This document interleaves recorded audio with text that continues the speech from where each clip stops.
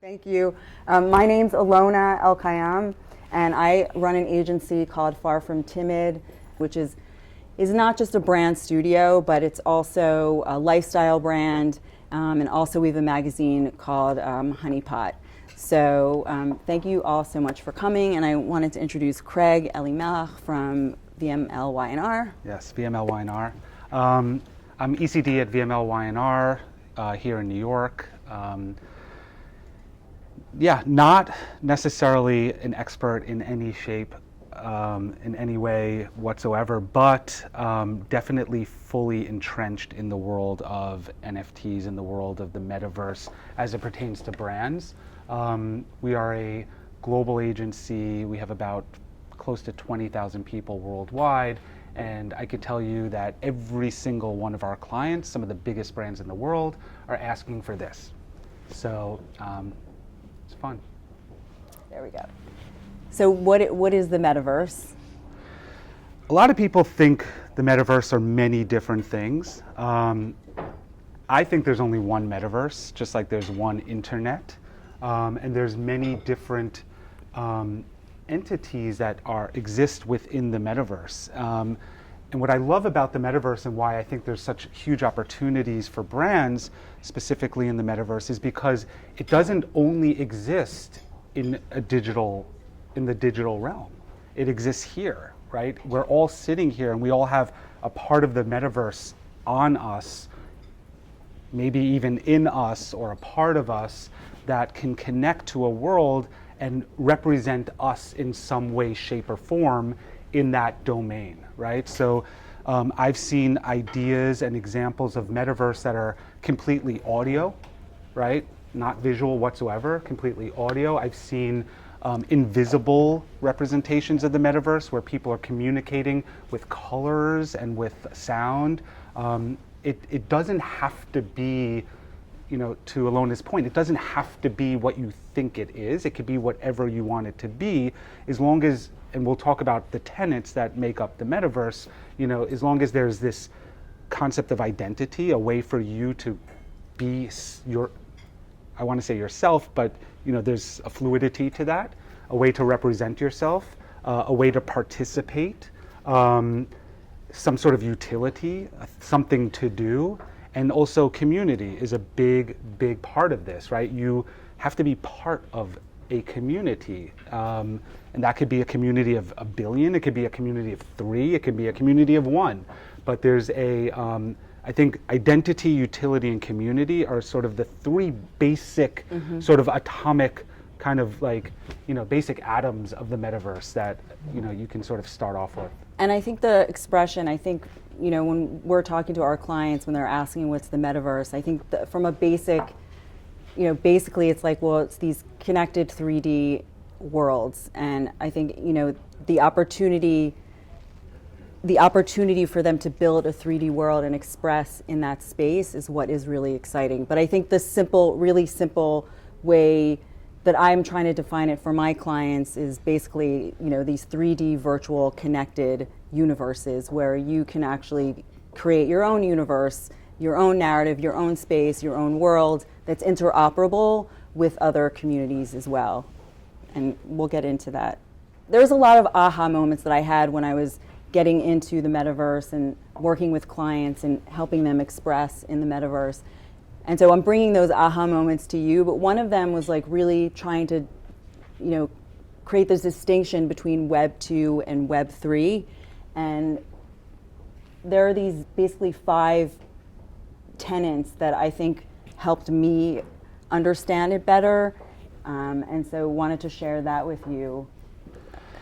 Yeah, I think it's important to understand, the world that we once knew is almost like the complete opposite of what the metaverse represents. I saw a headline today that says, it came out of South by Southwest, that Mark Zuckerberg is going to allow NFTs on Instagram. And I laughed at that because it was like, no, you're not. You're not allowing anything anymore, because the whole point of Web3 is decentralization. It's not about one person owning one domain and and creating the rules for attracting people with free utility and functions in order to extract value from them, right? Like, it's not about that anymore. It's about you being in control of your own identity and you going to different worlds in sort of an interoperable way as you please and as you choose to represent yourself, and as a creative in an ad agency, I'm constantly obsessed with, how are we going to reach people? How are we going to talk to people? How are we going to address people? How are we going to target people? And something that's both scary and exciting for me right now is that, I might be a 40-year-old white guy from New York, that's a sneakerhead and likes technology. But I can also be like a green unicorn with purple flaming hair and red eyes and 16 hooves hanging out in some weird place in the metaverse. And that's okay too. And you're gonna have to target me as that as well, right? So like the idea of targeting, the idea of addressability in the metaverse becomes vast. I'm not gonna say infinite, it becomes vast, but it also becomes extremely exciting and creative. I think from the user's perspective, that freedom, that ownership, but also from a brand perspective, brands had to basically kowtow to the whims of Facebook's algorithm. And I know this is, we're recording, we're going to upload this, but it's just the truth. And so really this is a lot of ownership on the brand. I think this is a very freeing experience and a very freeing time for brands and also creators. I think the idea of governance, and creating new meanings and new identities that we own ourselves is really, really exciting. Yeah, and the idea of, you'll see the word token holders. It's the idea of opting in, where right now or in Web 2, opting in meant I'm going to allow you to again extract my data for your benefit, and then you'll sell that data and you'll make billions of dollars. But in the world of Web 3, the idea of opting in is actually buying into that world and having a stake in that world. So imagine like owning a piece of a brand the same way you might own a stock in a company, right? Like you are now owner, shareholder of that community, and hopefully you make the right decisions in the communities you buy that stock in, because if the governance models are right, you're helping to make decisions and helping to steer that brand into the future, right? So CMOs are starting to say, like, it's not about my vision, it's not about these brand guidelines, it's about the fluidity of my shareholders and where they want to see the brand and where they want to take the brand. So it's super interesting, from a stakes perspective. I think where the CRM world, or where the opt-in world was once about kind of tricking people to get into the brand, kind of tricking them to click a box. The opposite of that is like, I'm gonna pay $1,000 or a half an ETH to have a say in something that I have a lot of passion for, which is really interesting. Right, and the experience is different. Whereas everything was like intercepting. Now we don't have to intercept. Everything can be more authentic. Depending on what the vision has to be grand, right? The vision has to be authentic.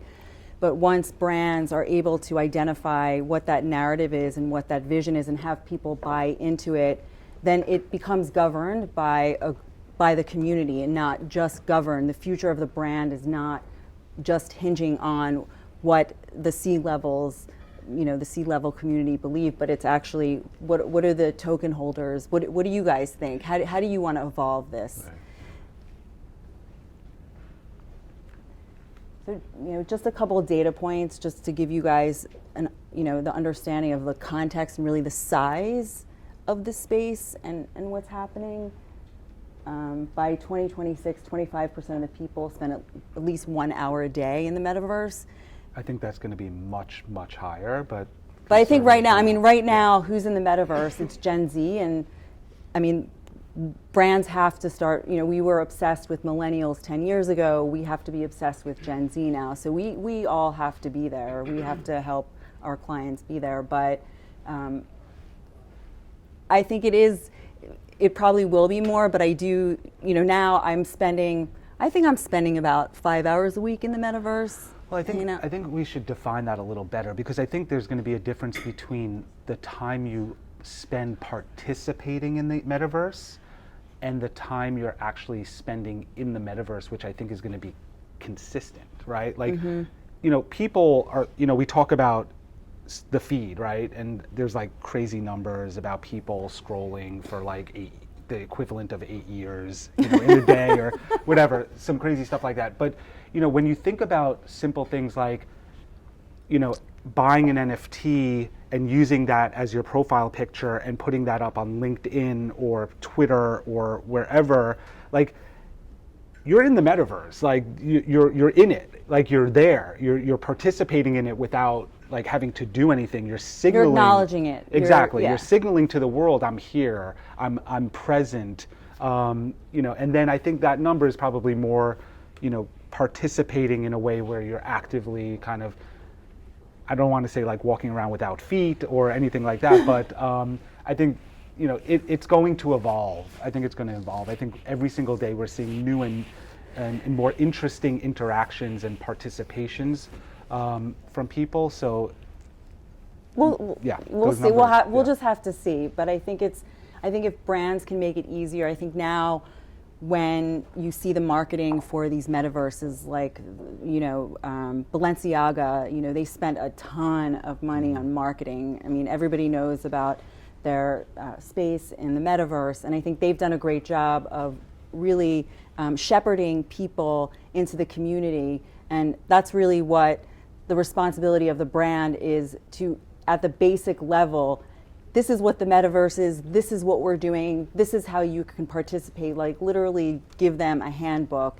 and that's kind of the onus on the brand right now, but that's why we're all here. I think, I think I'm here to connect with all of you and collaborate, and as an industry that we can help shape it in a way that is better than Web 2, that is more inclusive, that is healthier in many ways. So I thought this was a really crazy stat.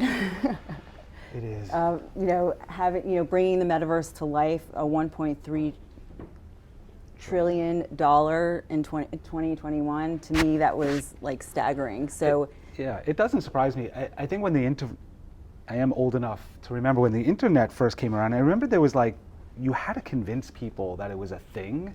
And for some, like, I guess because we've lived in it and we've had the internet as sort of, our baby steps, like, we don't have to convince people about the metaverse. It's like, I've never seen, and it's interesting, I've never seen, at least my clients or brands, so anxious to be a part of and get into it.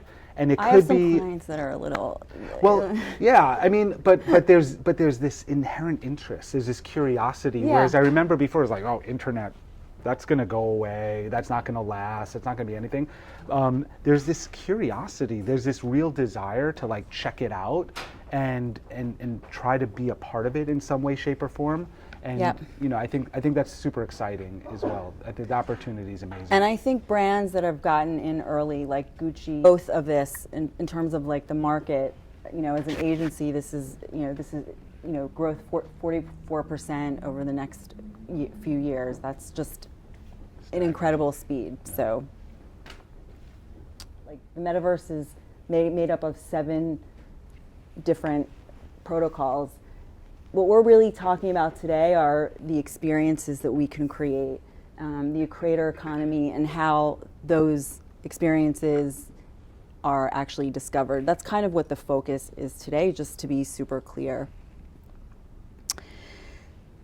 So the way brands can enter the metaverse, right now, there's limitations in technology, right? Like, not every brand can operate their own 3D spatial modeling environment. The servers are just just not there yet.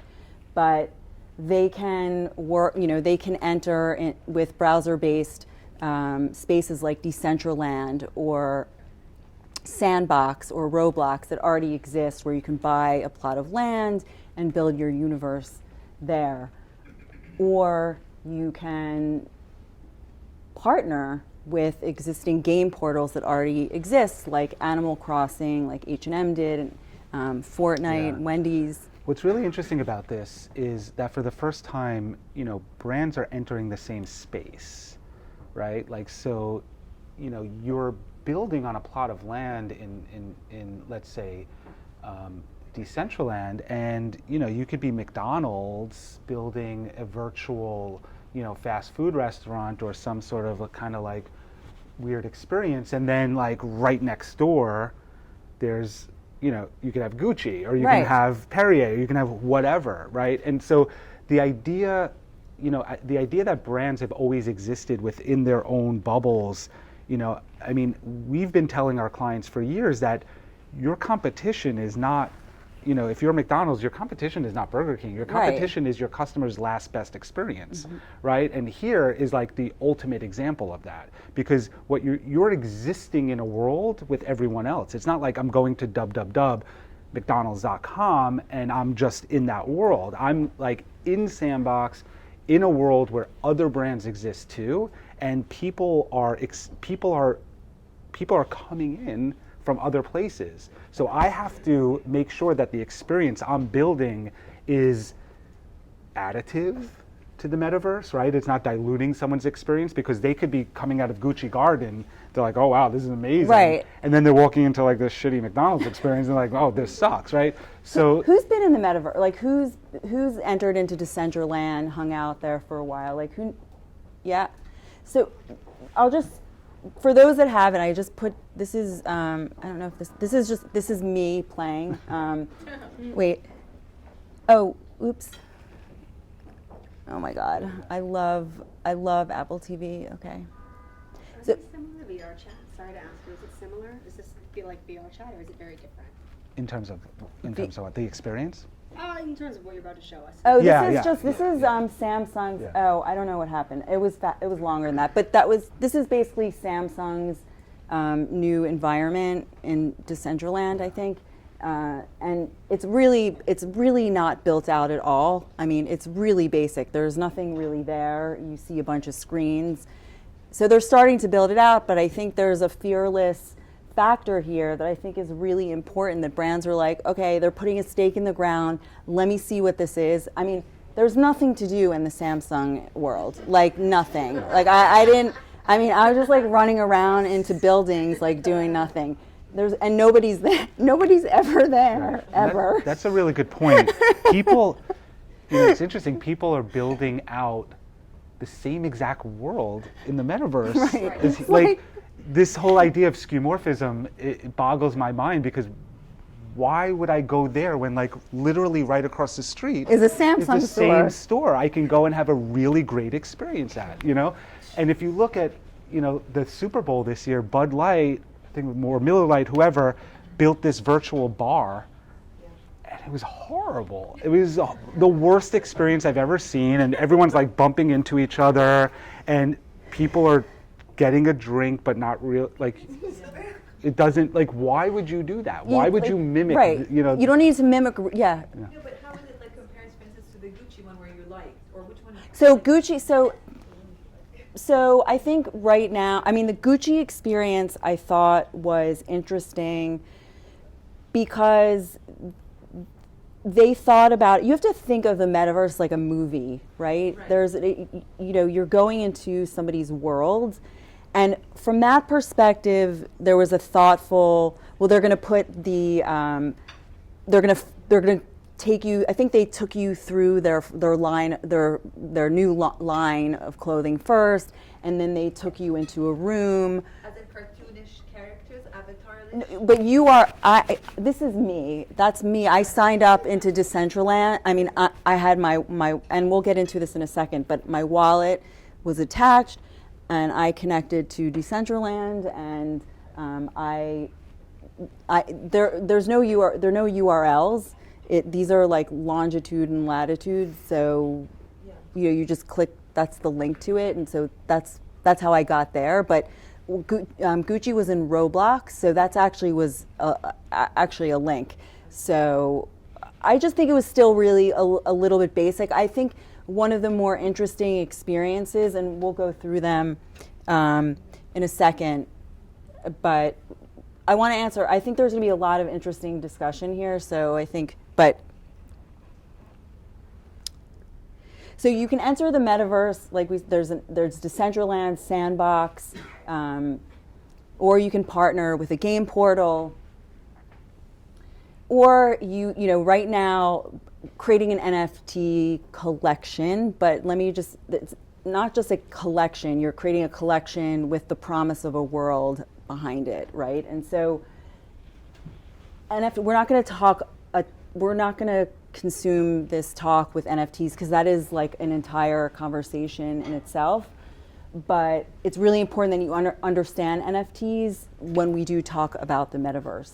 So when NFTs, I mean, they came into the fore basically, I don't know, like 8 months ago, people sold a $68 million piece of artwork, right? So the NFT economy was populated by art collectors and creators, and that was really, and there was more, you know, that Jack Dorsey sold his tweet, and so there was little signals here and there about other things, but that was really what was happening. It was like, and then everyone's like, oh, I want to create an NFT collection and traits and 10,000 and blah, blah, you know, copycat. Well, I think the interesting thing with NFTs is that the art world quickly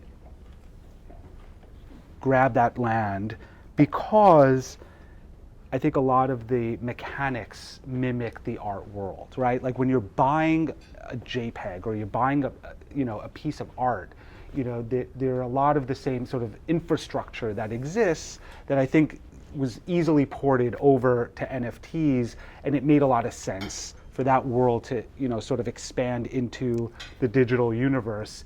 And, you know, I do think the art world has always had a tremendous influence on our identities, right? So when you think about Andy Warhol, you think about some of the best, you know, sort of, you know, Basquiat and some of the best sort of pop artists out there, like we are who we are today. If you look at our world, it's shaped very much by these particular artists. And I think that, you know, the NFT world needed that kind of cultural infusion. It needed something to give it like this gravitas. And you know, the art world kind of, you know, stepping in and really kind of owning the NFT space really gave it the prominence it needed to, I think, impress upon us the idea of the importance of identity and how we're forming our identities within the metaverse. So again, it's like a lot of these different trains on different tracks, like speeding at one another. You know, you have sort of the tech world, you know, and the gaming world focusing on like sort of this 3D metaverse, Roblox and Fortnite and all that, and they're owning that because that's their domain. They're good at building those things.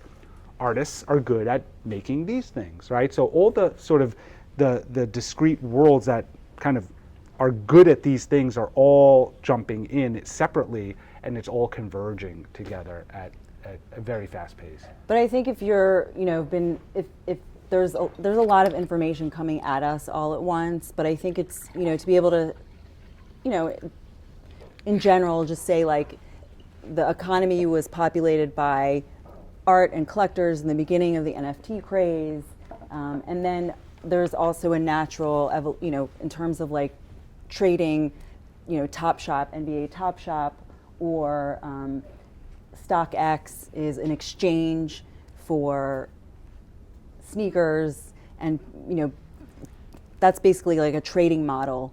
And I think all of this, what the art and these physical objects and the NBA Top Shop cards, the idea of collecting, that psychology lends itself really well to NFTs. I think we all have this desire to collect, and I think the metaverse is just a really incredible space for us to express that. So the NFT that we have that identity that we create will have everything in it eventually. It'll have our insurance information, it'll have everything, you know, just personally, you know, my archiving system is insane. You know, I type in notes every day, and then like once a month I look at all my notes, and then I put it into another document, and then I take from that and I put, but this is an opportunity, like an archiving system of ourselves that's tied to a very secure blockchain, Right.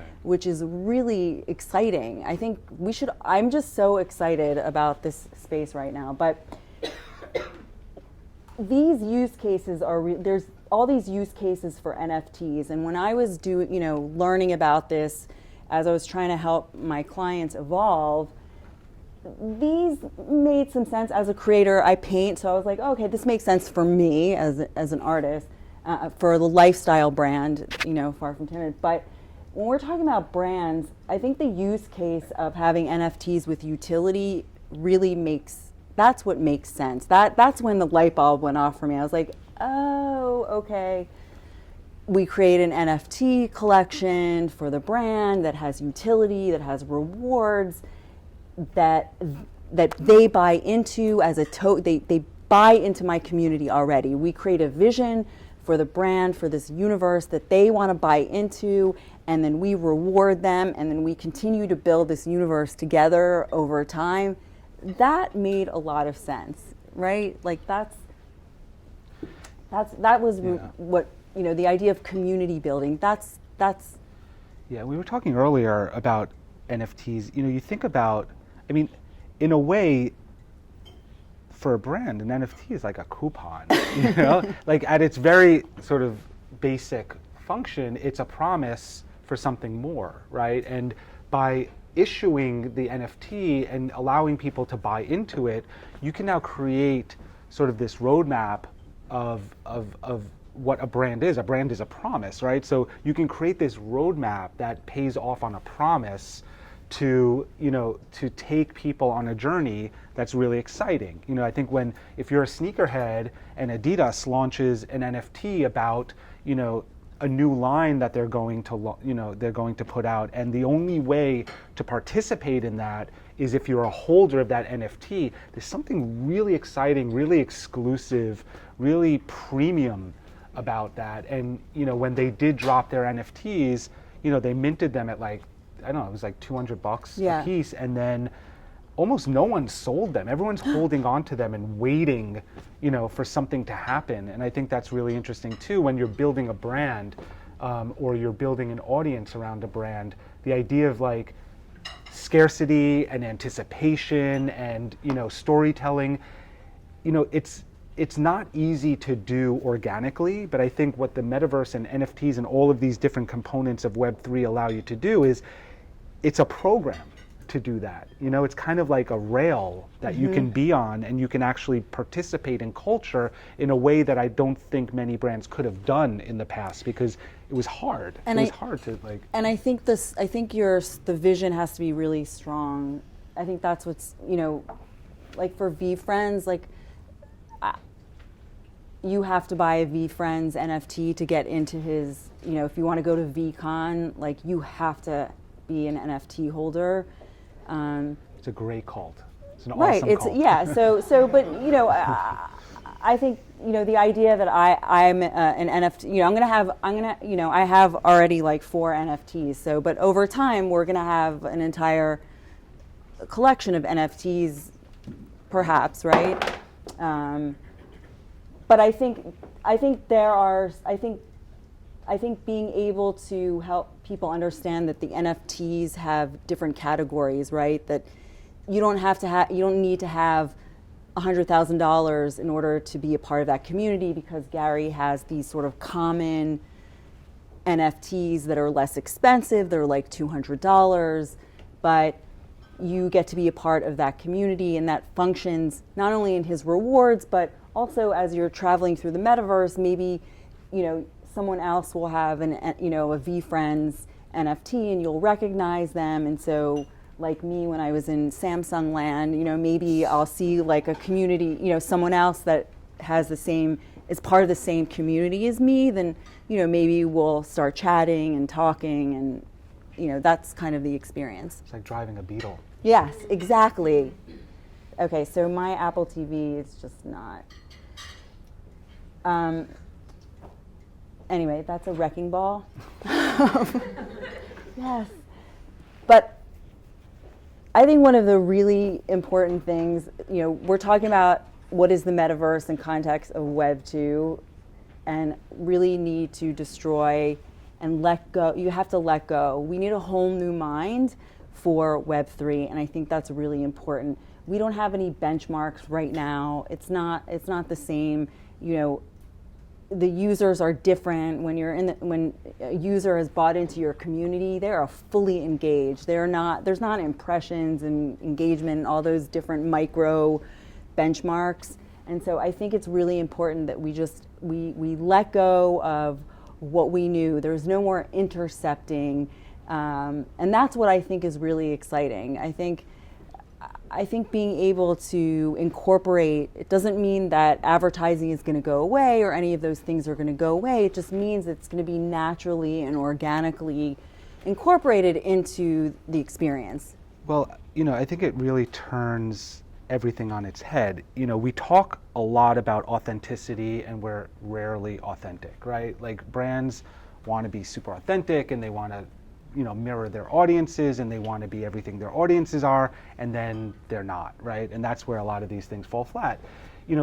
When you're buying into essentially a campaign with your money, and that campaign falls flat, you're fucked. Like, you as a CMO, you can't not perform. Like, if you're, like, if you have 2,000 token holders, and each token is worth, let's say, $50,000 in Ethereum, you're doing great, right? People are engaged, they're in it, they're doing it. And then all of a sudden, you make a decision and you change the campaign a little bit, and you post a video, or you launch a merch, or you do something stupid, and everyone's like, oh, screw this, right? And they leave, right? All of a sudden, like, your community is just fallen flat. Why? Because there's another community that's better. And we're seeing this all the time. If you go onto OpenSea and you start tracking these communities or these collections, if you're a marketer, you can almost imagine each one of them as a campaign. And and you could see it's highly volatile, right? Like, one day you're here and one day you're here, and then there's an announcement, and then Bob Iger comes in and he's on the board, and like, you have all these different things happening, and like, it's so volatile, but at the same time, the potentiality is so great, because it's not just about, like, launching a TV spot and everyone like smiling for 1 second during the Super Bowl, and then you have to figure out what to do the rest of the year. This is a 24/7 environment. Right. And you and I talked a lot about, and I think we'll get to this, but like in terms of like the Disney model, like whereas now we create intellectual property and campaigns seasonally. I remember when I have a weekly show called Working from Heart, and I had the CMO from Vans, Jeff Cottrell, and we were talking about how he was saying how when he was working at Coca-Cola, they'd be doing a campaign in the summer, and they'd have all this great IP, and the campaign's doing really well, and then in the winter, there's like a whole new campaign, and it's like, why? I don't understand. We just invested all this money and so that people could understand Coca-Cola in this certain way with these certain assets. And so I think we really have to get out of that mindset of course there will be campaigns, of course, in terms of like discovery and marketing, but in terms of what your world is about, it is not a ephemeral experience. The metaverse that you are creating and the intellectual property that you create, it needs to be really thoughtful, because you want people to be invested, to trust you that, oh, okay, I saw that there yesterday, great, it's there tomorrow, and so I think, and we'll get more into that. Yeah. Okay. And I think the Balenciagas really, really cool. I don't know if did anybody see it? Anybody? Oh, so I'll just show you this is a few seconds of their metaverse experience.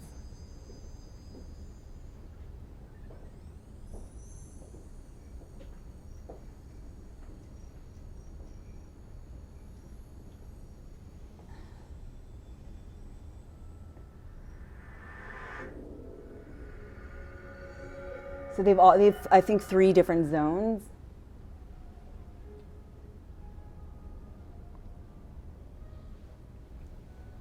It's like very calming. Like when I was going through it, it was very peaceful. I don't know, if I could merchandise in the metaverse, I would go nuts. I would just create like Right. some crazy stuff. But it's just so interesting right now because you can see that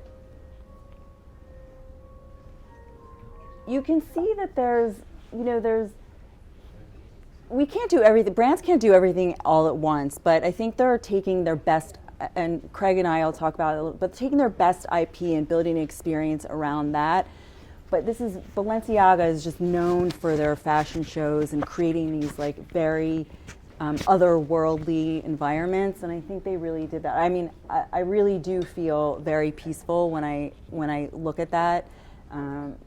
But I think really just when you create your metaverse for your brand, you are not creating it within outcomes in the real world, right? You don't have to, you can create the tallest building in the universe in your metaverse. Like you don't have to, there's no limitations, right? You can create, monsters, whatever it is that you want to create. And I think that's really exciting for creators, and I was talking to Craig before I left IBM in 2019 and I wasn't sure exactly what I was going to do, but I knew I didn't want to work at a company again, and I did a little work for the Brookings Institute. But when I started reading about the metaverse, I was like, this is it.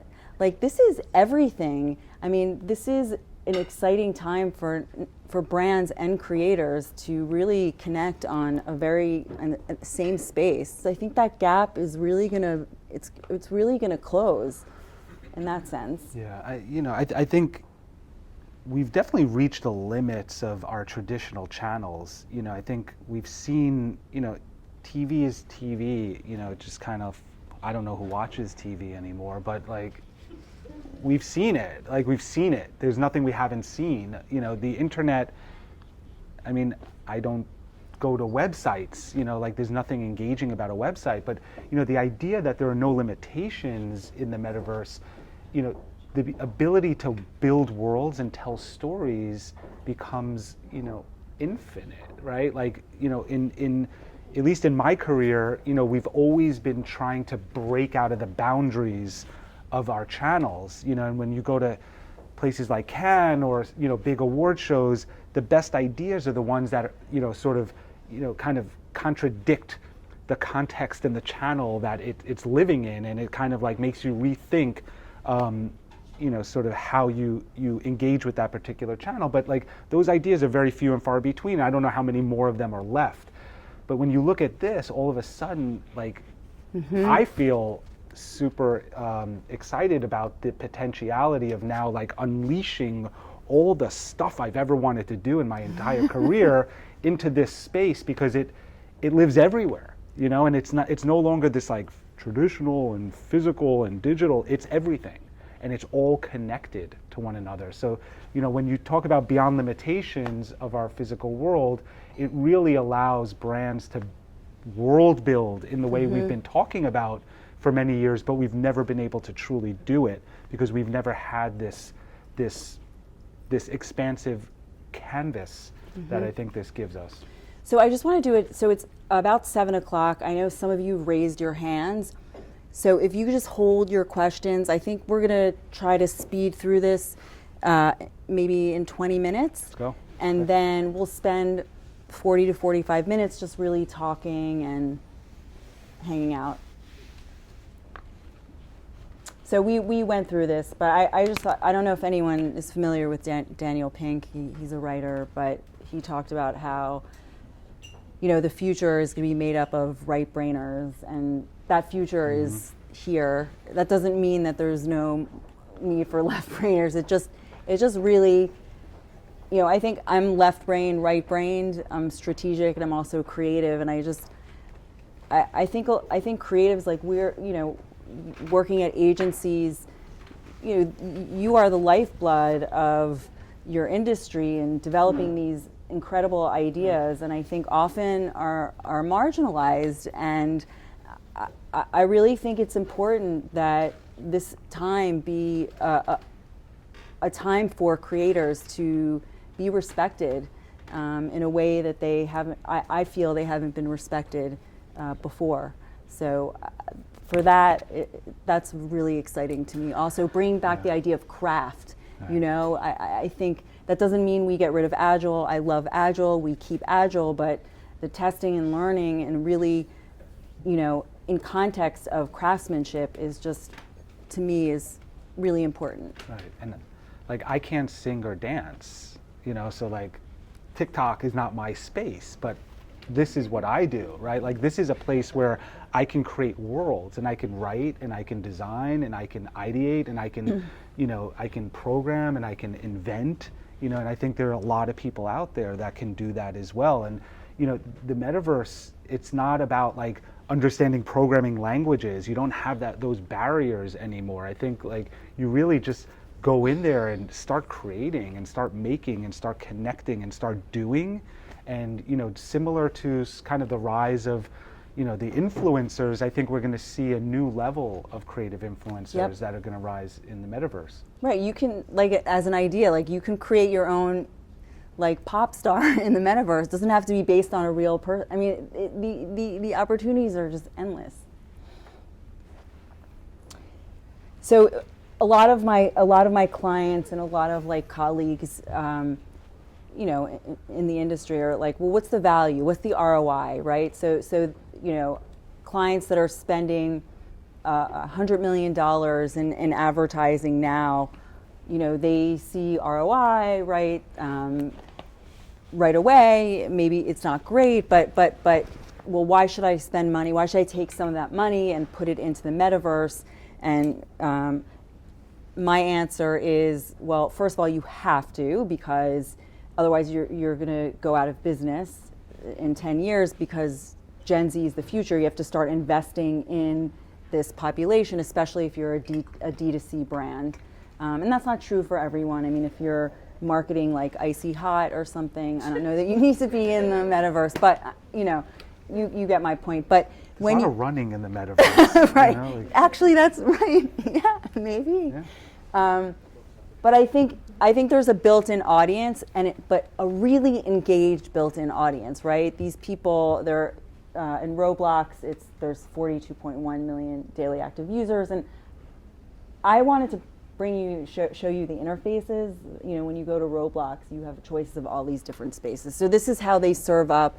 This is part of, like, the discoverability. When this is ground zero. This is me again, but this is ground zero. This is called Genesis. So Decentraland's ground zero is called Genesis. It's like, I don't know, when you walk into a mall and you're, like, looking at. So this is how that exists, and you could actually buy space there and be a brand, and to be discovered there. But there are a lot of people in Genesis. Like, there's a ton of people there all the time hanging out. And then, there's Discord. Oops. Then there's Discord. That's, how many of you guys know Discord? Or have you been? Okay, good. All right. So this is like half the. How many of you like Discord? It's the worst. It's the worst. Horrible experience. Terrible. I know, it's like Slack on crack. It is.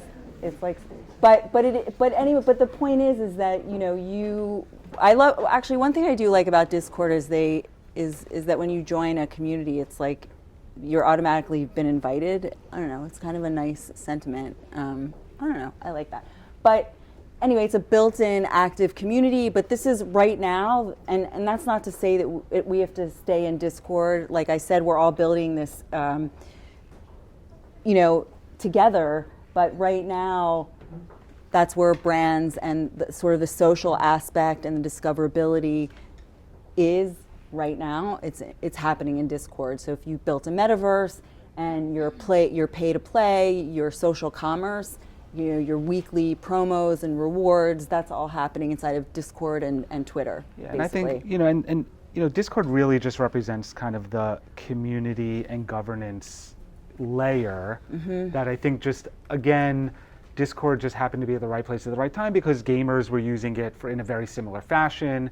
And I think people who were like in the metaverse and in the NFT world just figured like, oh, well, all the features are there, so we'll just go there. But I think, as entrepreneurs or creators or whoever you are, I think you can look at that as an opportunity to start extracting things out of that and starting to map it to other places that you might feel might be better. Right? A lot of people are taking to Twitter. A lot of people, I saw some communities that have private WhatsApp groups, right? So like it doesn't have to live there. I think what you're seeing is the world is just literally just grabbing onto anything it can in order to enable itself.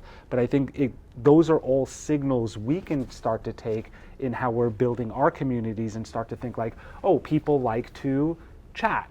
So, right. But it doesn't have to be there. People like to share files. People like to be in constant contact. So I think we can take that as sort of a proxy for how we might want to better manage our own communities. Right. You can come up with a different way. It's just this is how they're doing it. Like, and I think just keep stressing this point. Like, we don't have to copycat everybody. We can start inventing right now because nothing is set in stone, and that is really what the beauty of this all. And that, I hope if there's one point that we make today, like that is it. Oops. Another really interesting, in terms of value, I have some clients who have some perception issues, and to me this is this is a place where you can create, not like you let go of your old your Web 2 and create a new logo or a new, but you actually what you can't do in Web 2 because the limitations, the experience in Web 2 is it's very disparate, right? You're going from your social and it's, of course it's nonlinear, but let's just say you're going to your social and then a web page and then maybe an IRL event and then back. It's just, it's very clunky, but when you have the seamless experience, you could really develop your FY22 initiatives in really one space. And if you could do it in an authentic way, but it's really possible to do that. I really love this example. H&M, they bought, they have a space called Loop Island that they created inside of Animal Crossing's New Horizon. And, everybody there is a huge market for merchandise in the marketplace, and H&M is, basically marketing to their younger Gen Z audience, with whom sustainability is really important. And so in Loop Island, you can actually recycle your merchandise, which is kind of cool, right? You don't have to keep buying new merchandise. You can just go there and recycle. And so it's just an incredible space. They partnered, the host of this space is Maisie Williams, I think her name is, from Game of Thrones. So I just thought there was to me, H&M was like, I don't know what this is yet, but we're going to invest a little bit of money and we're going to make it really, really align with with who we are.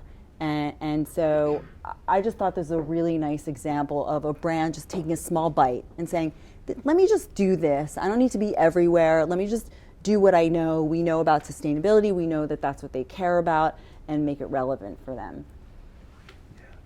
Yeah, and I think what we're seeing right now is a lot of clothing brands, fashion brands. I think we're seeing a lot of brands that naturally map back to identity, right? It's just very natural correlation, like my clothes or who I am, my eyeglasses, my shoes, my handbags, like things like that. But I think that what we need to do as sort of creators and people who are working with the brands is sort of helping them understand, like, Perrier can actually have a very meaningful role in someone's identity, because you might be able to create sort of a way to build in a utility that gives you a superpower in the metaverse, but also helps tell your brand story, right? Yep. So, like, our agency worked on something with Under Armour and Steph Curry, where Steph Curry, on the I think he hit like 30 billion three-pointers or whatever, and so they created this new sneaker to commemorate that. But like in the metaverse, if you had the sneaker, the NFT, like, you hit three-pointers, like you were like Steph Curry, like, so there's a way to be able to take products that aren't necessarily like one-to-one identity builders. It could be icy hot, right? Like icy hot in the seriously, I mean, like, Right. I would love to get that brief. That'd Make be icy really hot fun. in the metaverse. Right. What does it do? How Right. does it live? How do you get it? What do you do with it? Does it give you superpowers? So I think we all have to sort of expand our minds. Right, that's brand perception. Exactly, Right. that's yeah. brand perception. Love it. Customization. I'm super passionate about this because I just hate the idea that we're wasting so much time just building our regular world into the metaverse. I think that, part of the reason why people love, IP like Star Wars and Disney. Ooh, yikes. Is everybody okay? Part of the reason why people love those worlds is because those worlds are different than our world, right? Like, they represent something very different than the world that we live in.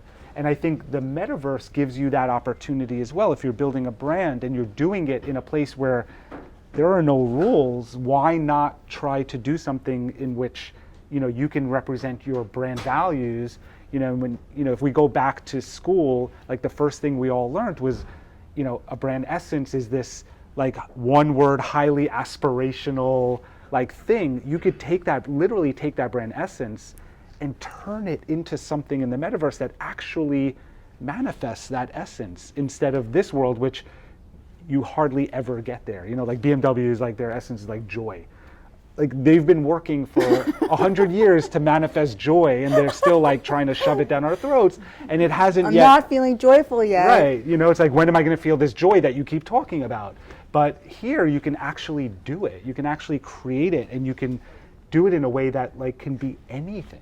It doesn't have to even live within the confines of physics. Like, one thing I hate is like in Horizon, people have no legs and no feet. It drives me crazy because it's just like A Weeble. yeah. But like, why not just turn people into something else that doesn't require legs and feet? Like, why not turn them into like Boats.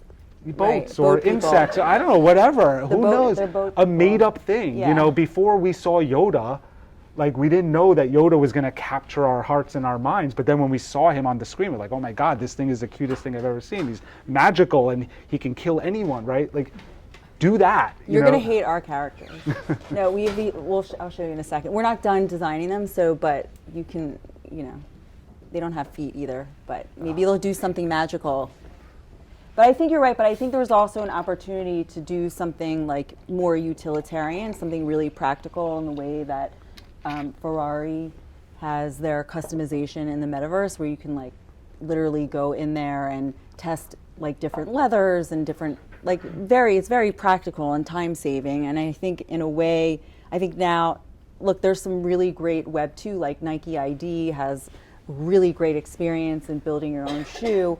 But I think, to me, it's, when you're in the metaverse designing your Ferrari like we all are, right? I mean, Yeah, sure. I think that the community aspect of it, right? There's more a community aspect to it that I think you're not just buying into the space with the customization, you've bought into a whole other thing. But this is one of the benefits of that experience. This is, I think, a really good example of when you can mimic the real world. Like, I don't know if you've ever tried to buy a car online or try to like customize a car online, that's probably the worst place to customize a car. Like, I don't understand why every car company just doesn't like put their customizer on Xbox or Sony. You do it there and then it shows up, you know, like, because that's where it's awesome, right? Like, that's where you can like change colors super quick and you can move things around and then put it on a track and see it go. Like, the metaverse, you can do that in a way that a web page just, the confines of a web page just doesn't allow, you know, and it's like, you don't have to be scrolling and picking and doing all the things that it's more annoying to do, and it's not worth the output, you know, because once you're done, you're like, I fucking hate this car already. Like, I don't want to, but like in the metaverse, like, you know, taking some of those like really creative sort of experiences and bringing them to life in the metaverse, and, you know, customizing a car and racing it and then buying it, like, how cool is that? You know, that's, you know. This is cool. You know, the idea of new revenue streams, the idea of like being able to test a product, the idea of being able to like even collab with a collection or with an artist that just happens to be really hot in culture, you know, and the ability to do that very quickly, I think is really exciting. You know, when Adidas bought into like, well, they bought into all of them. They kind of, I don't know who convinced them. Like, it wasn't just the apes, it was like apes and the cryptos and Right, they're everywhere. But I thought it was really interesting to be able to use that sort of atomic unit of culture and then take your product and attach it to it in a way where it can kind of live within sort of the velocity of that cultural thing, right? So everyone who is buying into the apes and everyone who is like sort of saw the apes as the North Star of the NFT world, all of a sudden Adidas hopped on board, and now like they're Right, it made they're it shit even again, more right? right. It's even more valuable, even more culturally relevant. And what it gave them the ability to plug into that program where scarcity and culture and commerce and all of those like cool things that if you talk about too much they're not cool anymore. A brand can kind of inject themselves into that world, and rather than the brand forcing you to come into its world, it's going into that world, and you know, you can, you know, it's not always going to work. I mean, it has to feel authentic, it has to feel right, but I think it at least gives a brand the ability to inject into culture in a way that it's never had before. You know, like we've all gotten those briefs of like, oh, I want a viral video, I want to be in culture, I want to be culturally relevant, I want conversation. Like, you can't manufacture that. There's no way to manufacture a conversation. But when you have this cultural phenomena like ripping apart the world at that moment, there are ways, you know, that monkey needs a jacket, right? Yep. Like, he needs a jacket. Who better than to give him a jacket than Adidas? So, you know, it made a lot of sense there. So right, and that's so merchandise. I mean, that's, I think every brand. I don't like, even if you're like UPS had they were in this year's Fashion Week with their own line of clothing, which I think is really cool. So I just think any brand can get into the metaverse and develop merch. It is a gigantic market. So I think $100 billion was spent on merch in the metaverse. That is insane. That's so insane. So these are, right, we have a line, like our lifestyle brand, the Far From Timid lifestyle brand. We created the Notorious Bear collection, but these are like, they are interchangeable and interoperable between real clothing. So if you buy like a shirt, you get a shirt, right? They're connected. So if you buy one of these online, you actually get the online merch as well. So it's interoperable, and same with the Karlie Kloss and Adidas model. Like, once you buy it, then it ships to you. So I think that to me is also really, really interesting. You know, that I have an identity online, I have this whole closet, I can live my alter ego, and you know, I have many alter egos, right? But you can really fully live them online. Right. And you think about like having a digital twin to a physical object is really interesting, right? We're seeing that, you know, the circular economy is really picking up, and that, you know, the ability to not just own something, but to like verify that you own it, and then to like represent it in a way that is not just a product page, but like, you know, you could see a shirt in the metaverse and someone's rocking that shirt really like, holy cow, that's an amazing shirt. And like the fact that you could buy it for real is kind of interesting. It gives a whole new sort of like depth to the second market. I think like obviously with sneakers, people are reselling clothes, sneakers, etc.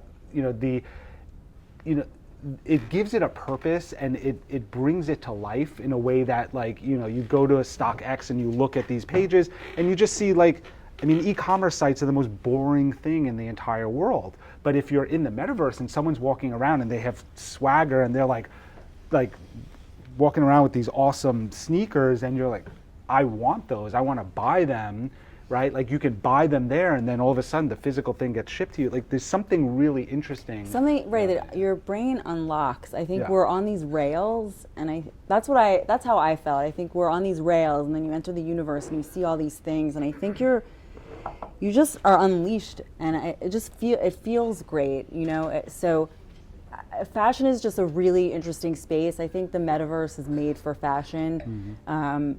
There are a lot of really interesting textures and designs that are being created for the metaverse, but that are possible in real life now. You know, that what people were thinking about only in real life, but now you're creating it for this virtual world that will become physical. So it's the other way around. Yeah, and fashion, just tip of the iceberg. I think fashion is kind of the early entrant here because it is so connected to our identities. But you know, one of our biggest clients is Ford, and we're thinking about cars in the metaverse and how cars show up in the metaverse. And you know, I mean, I could have a Ford F-150 and like list it. You know, if I want to sell it, I could list it in Facebook, like Marketplace or whatever, Craigslist, and not very exciting. Or it's parked outside Snoop Dogg's house in Sandbox. Holy cow! And it has like, you know, a thunderbolt on the side of it. I want that, you know, like that's what I want to buy. That's what I want to buy into, you know, and like the fact that that digital twin exists there could even increase the value, right? Like this could be like a $70,000 or $60,000 car in real life, but in the metaverse, like that, you get to own it for $1,000. No, even more. What I'm saying is, in the metaverse, like that digital twin can actually give that physical thing more value because it has more social credibility in that world that it exists in. But so yes, I agree. But this is why I really like. But also, if you can't buy, you know, a Gucci, right? You can get the digital. You can get the digital version at a price that you can actually afford. That to me is I think that's an important aspect of the space, and I think it's important for brands. And the metaverse is an inclusive space, so I think it's important for all brands to think about creating goods that are for, you know, that are affordable for everybody, not just creating those like, you know, $100,000 NFTs. Gateway products. Yes. Yeah. So I think the last part of this talk, and I think we'll go through it really quickly, you know, defining your metaverse strategy. I think this is where the rubber meets the road. It's like, okay, great, we just talked about all this stuff. You know, now I'm going to go turn around and talk to my client who has no exposure to this. How do I make them understand? How do I connect the dots between what they're doing and Web3? So I think it's really important to, you know, we're going to take you through a few steps of how we think you can connect your Web3 strategy into your Web2 strategy.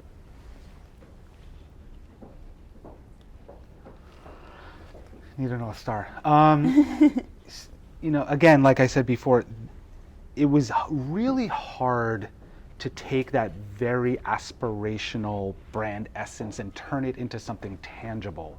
But I think here you can actually use that as your North Star. You can use that as like, you know, if we can go as far as we can go, and let's say joy or freedom is kind of our North Star, like let's shoot for that. Let's build for that. Let's represent that in its most pure way.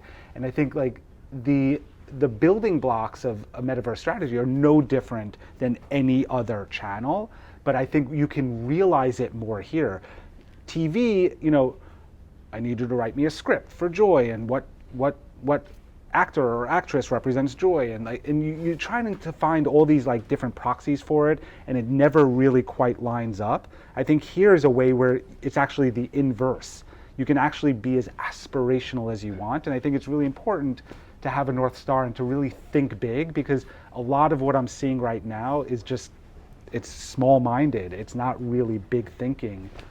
So having a North Star is really important. Right, and then but being able to look at your intellectual property, like I think from a practical sense is like what's really working, right? Take the thing that's really working for your brand, that makes the most sense, that gets the most engagement, and start with that, right? You don't always have to come up with something necessarily new.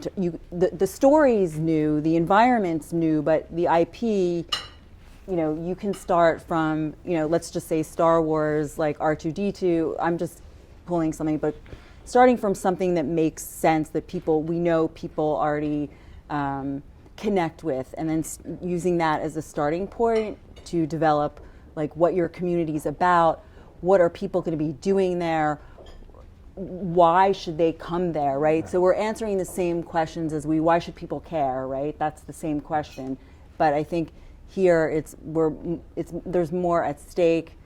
The idea has to be even bigger because, like Craig was saying before, McDonald's competitor is not necessarily and also Burger I think King. the potentiality is bigger. You know, like think about Disney as a brand. You know, their essence is magic. Everything has to be magical. It has to feel magical. Every character, every world, every story has to. If they're not landing on magic, they've lost their narrative, right? So you really have to be able to land that, you know, that highly aspirational narrative that you've set for yourself. So I wanted to, this is just like a little case study. To me, you know, one of the most important things is this narrative, right? So you take whatever your IP is, but this is an evolution. We have a client, they're like the dodo. You know how the dodo has like all these cute animals? Well, they're like the dodo. They have just as big of an audience, except they show animals like, you know, killing each other, like Darwin. So they came to us and they were like, well, we want to create an NFT collection. So we're like, oh, great, this is really exciting. And this was a while ago. So this was early on. And as we went along, this was kind of at the inflection point of like when art and collecting was really popular, and then all of a sudden utility happened. And so when we were in the middle of designing the collection, and it became really apparent at some point, like 6 months in, we were just like, you know what? We're going to create this NFT collection, and they're not going to be able to do anything with it, right? You have this huge audience. They have like 10 million. They have a community of 20 million, but they have 10 million, like, you know, active monthly users. And so, okay, so they can collect these NFTs, but so what? And so at that point, I was like, we need to this is a really big opportunity for you guys. The metaverse is basically, I mean, it's barren right now. You can own anything. And so as we went through, we developed this idea of, well, what if you were the only place in the metaverse where, you know, you could rewild the metaverse, basically. And so that was really, because rewilding is a really big topic, and basically creating the biodiversity of animals, like introducing wolves into Yellowstone and in Pleistocene Park in Russia. There's just a lot of different, in London, in Australia. And so we just thought it would be really great to be the only space in the metaverse that was biodiverse. And so, well, what's the game around that? Well, what are people going to do? So if you enter the metaverse, you have to gamify it, right? You have to apply game theory to what you're doing. And so I think it's really interesting because you're as a creator, you're merging film theory and game theory together, because you have to think experientially, like, where can people go? Where am I taking them? Is if I choose this adventure, is it going to make sense? Or if I choose this adventure, is it going to make sense?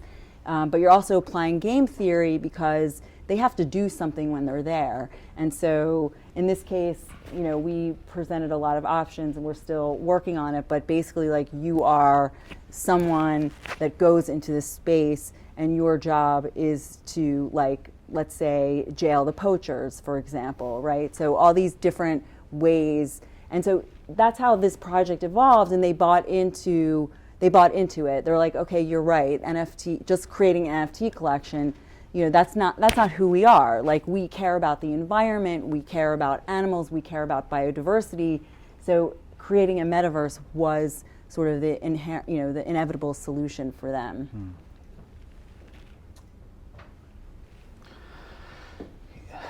There's a lot of places to build. I think, you know, where people naturally kind of sort of find themselves are in some of the more, I think, obvious places, only because I think you don't have to think as much in those places. It's kind of one-to-one, you know, Fortnite, you know, you can have a lot of fun there. Dancing is sort of a currency in there. Minecraft, it's about building and building with other people. Nintendo's super familiar. Facebook, Meta, whatever they're calling themselves these days, is like, you know, again, very familiar.